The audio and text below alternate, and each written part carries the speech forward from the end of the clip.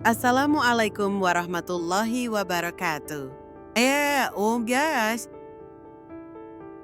pernahkah kalian bertemu seseorang yang begitu yakin dengan kebenarannya, sampai-sampai lupa bahwa hidup bukan hanya soal aturan, tapi juga soal hati dan kebijaksanaan? Kisah kali ini akan mengguncang perasaan kita tentang seorang polisi muda, penuh semangat, penuh rasa bangga, tapi juga penuh arogansi. Hingga suatu hari ia menghadang kendaraan yang salah. Bukan mobil biasa, tapi tank militer yang sedang bertugas. Apa yang pian terjadi selanjutnya bukan hanya mengubah hidupnya, tapi juga membuka mata kita tentang arti sebenarnya dari hormat, kerendahan hati, dan keberanian yang sesungguhnya. Mari kita mulai kisahnya, dan jangan berkedip. Karena pelajaran terbesarnya mungkin akan datang di akhir cerita. Semoga kalian sehat dan selalu dalam lindungan Allah. Marilah kita bersama-sama memuji dan mensyukuri kebesaran Allah yang telah memberikan kita kesehatan. Mari kita jadikan kesempatan ini sebagai peluang yang berharga untuk mendekatkan diri kepadanya, merenungi kebesarannya, dan memperbaiki diri kita dalam beribadah. Pagi itu, suasana Jalan Raya Kenjeran, Surabaya, masih belum terlalu padat. Matahari baru muncul dari ufuk timur, menyinari jalanan yang mulai dipenuhi kendaraan. Di sisi perempatan kecil dekat pelabuhan, berdiri seorang polisi muda dengan seragam lengkap dan postur tegap. Namanya Bribda Tama. Tama baru 3 bulan bertugas. Ia dikenal sebagai sosok yang tegas, disiplin, dan sangat percaya diri. Tapi di balik semua itu, ada sisi arogansi yang belum bisa ia kendalikan. Ia merasa bangga mengenakan seragam polisi dan terlalu semangat dalam menegakkan aturan, meski kadang kurang memahami konteks di lapangan. Sejak pagi, Tama sudah berjaga dengan serius. Ia mencatat kendaraan yang melanggar, menegur pengendara tanpa helm, bahkan sempat mengejar seorang pengemudi motor yang melawan arus. Semangatnya menggebu-gebu, seperti seorang pahlawan di film laga. Namun, pagi itu akan menjadi hari yang mengubah hidupnya. Tiba-tiba, suara deru mesin berat memecah kesunyian jalanan. Dari kejauhan, sebuah kendaraan tempur jenis tank baja milik TNI Angkatan Darat melaju perlahan dari arah pelabuhan. Tank itu diiringi 2 motor trail tentara yang mengawal di depan dan belakang. Kendaraan militer itu hendak menuju area latihan di luar kota, melewati jalur pendek yang biasa mereka gunakan tiap tahun. Tama menggernyitkan dahi, matanya menyipit menatap kendaraan baja itu. Tanpa pikir panjang, ia berdiri tegak di tengah jalan dan mengangkat tangan. Berhenti, serunya. Tank itu berhenti. Suara rantai besi yang berhenti menggesek aspal membuat pengendara lain menoleh. Beberapa bahkan mulai memperlambat kendaraan mereka, penasaran dengan kejadian yang tak biasa itu. Dari salah satu motor pengawal, turun seorang prajurit berpangkat sersan kepala. Badannya tegap, kulitnya legam terbakar matahari, dan raut wajahnya menunjukkan pengalaman yang tak bisa diremehkan. Ia melangkah ke arah Tama. "Ada apa, Pak Polisi?" tanya prajurit itu dengan nada tenang. Meski wajahnya mulai terlihat waspada, Tama melipat tangan di dada. "Maaf, Pak. Kendaraan seperti ini tidak boleh melintas di jalan umum, apalagi tanpa pengawalan sipil. Ini bukan jalan untuk kendaraan tempur. Harusnya tank seperti ini diangkut pakai truk trailer. Saya terpaksa harus menilang." Prajurit itu terdiam sejenak, lalu mengerutkan kening. "Menilang? Ini kendaraan militer, Mas. Kami sedang dalam perjalanan latihan tempur. Kami punya surat tugas dari komando. Rute ini sudah biasa kami lalui tiap tahunnya." Tama menggeleng. "Saya tidak peduli berapa kali sudah lewat. Yang saya tahu, aturan tetap aturan. Dan saat ini, saya yang bertanggung jawab di sini." Beberapa pengendara mulai berhenti dan memarkirkan motor mereka di pinggir jalan, menyaksikan kejadian yang mulai menarik perhatian itu. "Mas, kamu tahu nggak yang kamu hadapi siapa? Ini kendaraan militer. Kita punya misi. Ujar prajurit itu sambil mulai kehilangan kesabaran. Sekali lagi saya bilang, aturan tetap aturan. Saya minta kendaraan ini putar balik, atau saya akan panggil satuan atas untuk menyelesaikan ini. Ucap Tama dengan nada tegas. Prajurit itu memalingkan wajahnya, mencoba menahan amarah. Ia tahu, dalam situasi seperti ini, kalau dia emosi bisa berakibat besar. Beberapa prajurit lainnya mulai turun dari tank. Salah satunya adalah pengemudi tank, seorang bintara bermuka garang dengan bekas luka kecil di lehernya. Ia menatap Tama dari atas ke bawah, seperti sedang menilai seberapa besar nyali polisi muda itu. Mas, kamu serius mau tilang kendaraan militer yang sedang bertugas? Kamu pikir ini motor pelanggar rambu? Tama tak gentar. Saya serius. Kalau tidak menunjukkan surat izin melintas dari kepolisian, maka kalian melanggar lalu lintas. Suasana jadi tegang, jalanan makin macet, puluhan orang mulai berkerumun. Beberapa mulai merekam dengan ponsel. Seorang tentara berpangkat Letnan 2 keluar dari tank dan mendekati Tama. Wajahnya dingin, dan sorot matanya tajam seperti silet. Nama kamu siapa? Tanya Letda itu datar. Bribda Tama, Pak. Saya bertugas di pos Kenjeran. Letda itu mengangguk singkat. Kalau begitu, Bribda Tama, kamu sedang menghalangi tugas resmi militer, dan saya pastikan atasanmu akan tahu soal ini. Tama tetap berdiri tegak, tapi keringat mulai menetes dari pelipisnya. Ia tahu ini bukan lagi soal peraturan, ini sudah menyangkut harga diri dan kewenangan. Tiba-tiba, suara motor dinas meraung dari arah selatan. Seorang polisi tua dengan seragam kusam berhenti di pinggir jalan. Ia turun dengan cepat, wajahnya panik. Lolo, ini ada apa ini? Tanya polisi tua itu sambil berjalan cepat ke tengah kerumunan. Itu adalah Aitu Wiratama, senior Tama yang hampir pensiun. Ia dikenal sebagai sosok sabar dan bijak. Ia langsung menghampiri letnan dan para tentara lain. Ia memberi hormat dengan sopan. Mohon maaf, Pak, saya Wiratama, rekan dinas anak ini. Dia baru 3 bulan bertugas. Mungkin dia belum paham soal protokol kendaraan militer. Letnan itu menoleh. Kami bisa maklum kalau dia hanya menegur. Tapi dia memaksa menilang. Dia bicara kasar pada prajurit kami, dan itu sudah di luar batas. Pak Wiratama menunduk dalam. Saya minta maaf sebesar-besarnya, Pak. Tolong jangan besar-besarkan masalah ini. Anak ini masih hijau, namun para tentara tetap bersih keras. Kalau begitu, biar kami saja yang mendidik anak ini. Biar dia tahu rasanya disiplin seperti kami.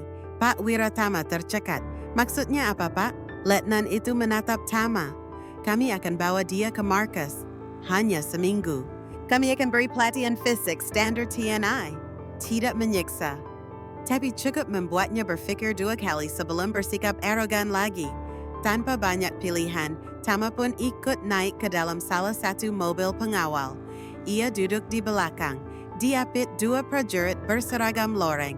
Sepanjang perjalanan menuju markas TNI di luar kota, ia diam 1000 bahasa. Jantungnya berdetak cepat, pikirannya kalut. Ia menatap keluar jendela mobil, melihat jalanan Surabaya yang mulai padat. Semua rasa percaya dirinya tadi pagi mendadak menguap begitu saja. Pak Wiratama hanya bisa melihat dari kejauhan saat mobil rombongan itu melaju pergi. Ia menghela napas panjang. Dalam hati, ia hanya berharap satu hal. Semoga Tama bisa bertahan dan belajar dari semua ini. Sementara itu, di markas militer yang tertutup dari publik, para prajurit muda sedang bersiap menyambut rekan baru mereka. Mereka belum tahu siapa Tama. Tapi satu hal yang pasti, latihan fisik ala TNI bukan sesuatu yang bisa dianggap main-main. Markas Battalion Infantry Vyabartotis di pinggiran Surabaya berdiri megah, dikelilingi tembok tinggi dengan kawat berduri di puncaknya. Gerbang besi besar perlahan terbuka, mengeluarkan suara berderit yang menggema di antara suara langkah baris berbaris para prajurit. Bribda Tama duduk di dalam mobil pengangkut yang perlahan masuk melewati pos jaga. Begitu mobil berhenti di depan lapangan utama, dua prajurit bersenjata segera membuka pintu belakang. Tama diminta turun. Ia melangkah dengan ragu. Seragam polisinya yang biasanya membuatnya percaya diri, kini tampak lusuh di tengah lautan loreng yang berdiri tegap dan penuh wibawa. Di ujung lapangan, berdiri seorang perwira menengah berpangkat kapten dengan tubuh tegap dan tatapan tajam. Ia bernama Kapten Pradipa, komandan latihan yang terkenal keras dan tak kenal ampun. "Selamat datang di markas kami, Bribda Tama," ujarnya sambil menatap lurus ke mata Tama. Suaranya berat dan dalam. Tama memberi hormat setengah hati. "Izin, Pak. Saya siap menjalani pelatihan." "Bagus, tapi ingat, di sini kamu bukan polisi, kamu hanya peserta. Tidak ada pangkat, tidak ada hak istimewa. Kamu akan diperlakukan seperti prajurit baru." "Siap." Tama mengangguk, namun dalam hatinya mulai timbul rasa takut. Tempat ini terasa asing, dingin, dan mengintimidasi. Tanpa banyak basa-basi, Tama langsung diminta berganti pakaian. Ia mengenakan kaos putih tanpa lencana dan celana training hijau seperti prajurit muda lainnya. Rasanya aneh, seperti kehilangan identitas. Tak lama kemudian, peluit panjang dibunyikan. Para peserta berbaris di tengah lapangan yang luas. Instruktur latihan, seorang bintara senior bernama Sersan Bagas, mulai berteriak-teriak sambil mondar-mandir di depan barisan. "Pemanasan ringan saja, push-up 200 kali. Jangan ada yang ngeluh." Tama tertegun. 200. Sersan Bagas langsung menatapnya tajam. "Apa kamu tidak dengar, Pak Polisi? Di sini bukan kantor. Di sini medan tempur." Tama pun mulai melakukan push-up. Baru 50 kali, tangannya mulai gemetar. Punggungnya basah oleh keringat. Ia merasa napasnya tercekat. Sementara itu, prajurit di kanan kirinya tetap tegap dan stabil. Mereka sudah terbiasa dengan pola latihan ini. Beberapa dari mereka malah menyempatkan senyum mengejek. Seorang di antaranya berkata sambil menahan tawa, "Polisi kok lemah banget. Baru pemanasan udah megap-megap." Tama menggertakkan gigi, tapi tubuhnya mulai memberontak. Ia jatuh, lalu mencoba bangun lagi. Gagal, matanya mulai kabur. Setelah push-up, latihan lanjut ke sesi lari keliling kompleks markas. Jalur yang harus dilalui cukup ekstrem. Jalan tanah berlumpur, tanjakan terjal, dan hutan kecil dengan akar pohon yang menjebak. Lari 50 kilo. "Siapa yang berhenti, saya lempar ke kolam lumpur," teriak Sersan Bagas sambil menunjuk arah jalur lari. Tama mulai berlari dengan napas masih tersengal. Di kilometer pertama, ia sudah tertinggal jauh. Kakinya berat, dadanya sesak, dan peluh membasahi seluruh tubuhnya. Di tanjakan kedua, ia hampir terpeleset. Tubuhnya oleng, namun ia memaksa terus. Saat hendak menyerah, suara keras menggelegar di belakangnya. "Berhenti sekarang juga. Saya suruh kamu ulang dari awal." Dengan sisa tenaga, Tama terus berlari. Isus vilayat prajurit lain di depan begitu ringan melangkah. Beberapa bahkan menyanyi untuk menyemangati diri. Dari Sabang sampai Merauke berjajar pulau-pulau. Tama nyaris pingsan. Tapi entah dari mana datang kekuatan, ia terus memaksa. Meskipun jalannya sudah menyerupai seret kaki, ia tidak mau malu lagi. Pukul 2 siang, mereka diarahkan ke barak makan. Di sana, semua makanan sudah disajikan di atas meja panjang. Satu piring berisi nasi, tempe, sayur bening, dan sambal. Tidak ada sendok, tidak ada garpu. Tama duduk di barisan paling ujung. Ia memandang piring di depannya dengan lelah. Tangan kanannya gemetar saat menyuap makanan. Rasa lapar luar biasa membuatnya melahap meski makanan terasa hambar. Seorang prajurit di sebelahnya, Prada Bayu, sosok jenaka namun tajam lidahnya, menepuk pundaknya. Mas polisi, kalau begini aja udah ngos-ngosan, kamu kuat nggak sampai 7 hari? Tama menggeleng lemah. Saya coba, saya harus bisa. Bayu tertawa kecil. Tadi push up jatuh kayak ikan kehabisan air. Lari juga nyaris nyungsep. Waduh, berat nih. Teman-teman di sekeliling ikut tertawa. Tama diam, kepalanya tertunduk. Tapi di balik semua itu mulai tumbuh tekad. Ia tidak ingin terus dipermalukan. Malam hari datang cepat. Semua peserta latihan tidur di barak besar tanpa fasilitas modern. Hanya ada matras tipis, selimut tentara, dan lampu redup. Tama berbaring dengan tubuh penuh luka. Punggungnya terasa seperti dihantam benda tumpul. Tangannya perih, betisnya kaku. Ia tak bisa tidur meski matanya terpejam. Suara dengkuran prajurit lain bercampur dengan nyanyian jangkrik di luar. Udara panas menusuk kulit. Tidak ada kipas, hanya angin yang masuk dari jendela kecil. Bayu yang tidur di sebelahnya berbisik pelan. Besok pagi kita renang militer dan naik tali tambang. Siap, Mas Polisi. Tama tak menjawab. Matanya menatap langit-langit barak dengan kosong. Dalam hati ia berkata, "Ya Tuhan, kalau hari pertama seperti ini, bagaimana hari ke-6?" Tubuhnya gemetar, tapi satu hal yang pasti, ia belum mau menyerah. Pagi hari di markas TNI dimulai pukul 4:30 pagi saat langit masih gelap. Udara masih menusuk kulit, dan peluit sersan sudah meraung-raung membangunkan para peserta latihan. Tama menggeliat lemas dari matras. Seluruh tubuhnya pegal dan masih terasa nyeri dari latihan kemarin. Ia nyaris tidak tidur, nafasnya berat, matanya sembab. Ia menatap langit-langit barak yang hanya diterangi lampu redup. Dalam hatinya ia masih mempertanyakan, apa gunanya semua ini? Semua keluar, lari ke kolam belakang. Teriakan sersan Bagas membelah pagi yang dingin. Suara sepatu berderap, peserta berhamburan keluar. Tama ikut melangkah cepat, meski kakinya seperti menapak di atas bara api. Udara dingin menampar wajahnya, menusuk hingga tulang. Kolam yang dimaksud ternyata bukan kolam biasa.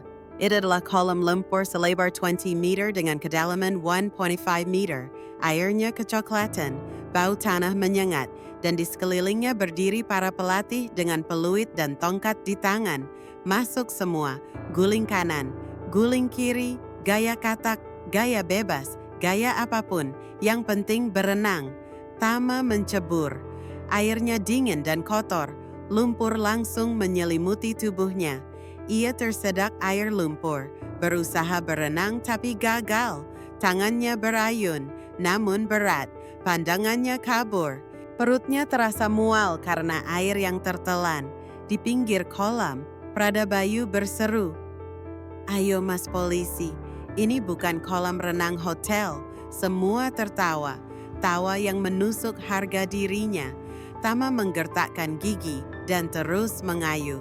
Dengan susah payah, ia bertahan hingga peluit tanda selesai ditiup.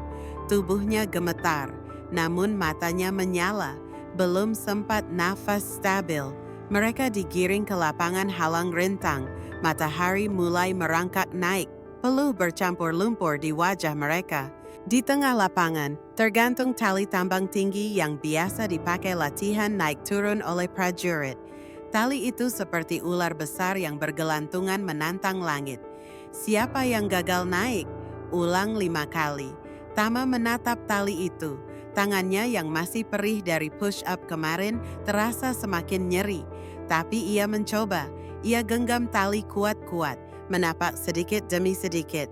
Tubuhnya bergetar hebat. Baru sampai sepertiga, tangannya lepas. Ia jatuh ke matras pasir, menahan sakit di bahu. Debu mengepul. Pelatih langsung menyupluit keras-keras. "Ulangi. Kamu pikir ini taman bermain?" Tama berdiri lagi. Berkali-kali mencoba, dan berkali-kali jatuh. Di percobaan keempat, ia sudah menangis dalam hati. Lututnya berdarah, tangan penuh luka. Tapi ia tidak berhenti.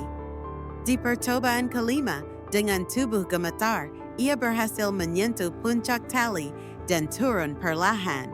Di bawah, beberapa prajurit menatap dengan kagum meski mulut mereka masih tersenyum mengejek.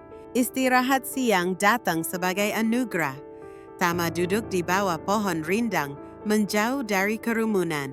Bajunya penuh lumpur, tangan memar, dan matanya sayu. Ia menggenggam nasi bungkus, tapi tak punya nafsu makan. Beberapa prajurit muda berkumpul tidak jauh darinya. Mereka sengaja bicara keras-keras agar Tama mendengar.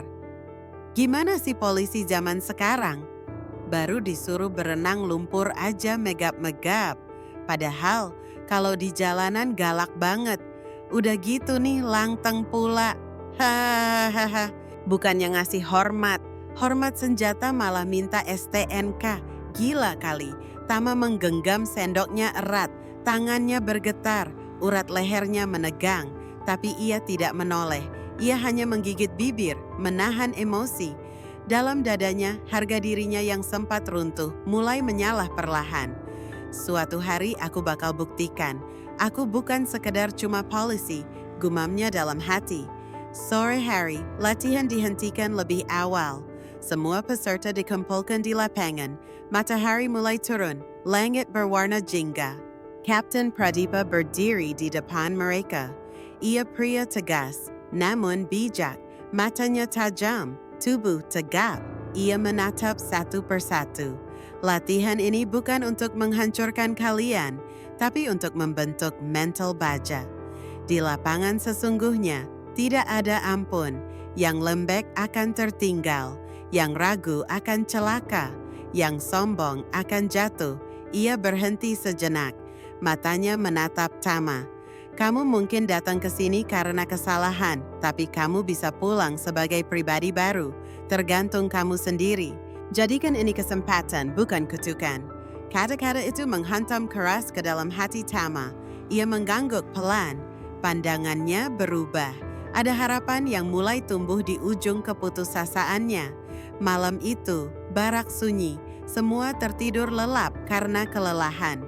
Tapi Tama masih terjaga. Ia berdiri diam di halaman barak, menatap bintang-bintang di langit. Nafasnya teratur, dadanya sesak oleh tekad. Keringat dingin menetes dari keningnya, tapi tidak karena takut, melainkan karena tekad yang membakar dari dalam. Ia mengingat wajah ibunya, ayahnya, seniornya di Polres, dan semua cibiran yang pernah ia dengar. Ia tahu ia tidak sempurna, tapi ia tidak mau dikenal sebagai polisi yang hanya bisa berkata kasar dan menyalahgunakan seragam. Esok pagi, ia bersumpah akan bangkit. Jika jatuh, ia akan bangkit lagi. Jika dihina, ia akan buktikan. Jika dihukum, ia akan hadapi. Karena kini, ia tak lagi sekadar bertahan. Ia ingin berubah. Malam itu, untuk pertama kalinya Bribda Tama tidak ingin menyerah. Ia ingin jadi lebih kuat. Ia ingin jadi polisi yang patut dihormati, bukan ditakuti. Karena dalam diamnya, ia tahu harga diri bukan tentang jabatan, tapi tentang bagaimana ia berdiri ketika semua orang menertawakannya. Hari ke-6, langit markas TNI cerah. Suasana pagi tampak tenang. Namun itu berubah dalam hitungan menit. Seorang prajurit jaga datang terburu-buru ke lapangan. Komandan, ada kecelakaan di zona hutan latihan. 2 prajurit terjebak di jurang kecil. Alat komunikasi mereka mati. Semua langsung geger. Tim darurat disiapkan. Kapten Pradipa segera menunjuk beberapa orang untuk terjun ke lokasi. Tiba-tiba, Tama berdiri dari barisan. Izinkan saya ikut, Komandan. Mata semua menoleh padanya. Beberapa prajurit tersenyum miring, mengira dia hanya cari muka. Tapi Kapten Pradipa menatapnya tajam, lalu mengangguk. Baik, buktikan kamu siap. Tama ikut dalam tim kecil yang berisi 5 orang. Mereka lari cepat menuju zona hutan, membawa tandu, perban, dan alat panjat. Hutan itu lebat. Jalurnya terjal dan jurangnya berbahaya. Setelah 30 menit berlari, mereka sampai di lokasi. 2 prajurit muda tampak terjebak di bawah. Salah satunya kakinya terkilir. Jalur turun sempit dan licin. Tak semua anggota tim berani turun. Tama langsung mengambil inisiatif. Ia mengenakan tali dan helm, lalu menuruni jurang perlahan. Nafasnya teratur. Matanya fokus. Ini bukan latihan biasa. Ini nyata. Setiap langkahnya mengingatkan pada latihan berat kemarin. Guling di lumpur, panjat tali, push up hingga muntah. Semuanya terasa sepadan kini. Ia berhasil mencapai dasar jurang. Aku beribda Tama. Tenang, kalian akan selamat. Dengan hati-hati, ia memeriksa kondisi korban. Ia memapa satu prajurit ke atas. Dibantu tim dari atas yang menarik tali. Setelah itu, ia kembali turun untuk membawa yang kedua. Tubuhnya sudah lelah, tapi ia tak peduli.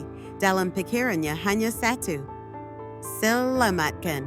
Begitu berhasil naik dengan korban kedua, seluruh tim bersorak. Bahkan Sersan yang biasanya galak menepuk pundaknya dengan bangga.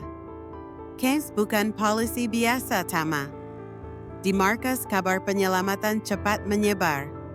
Saat Tama kembali dengan baju penuh lumpur dan peluh, para prajurit menyambutnya seperti pahlawan.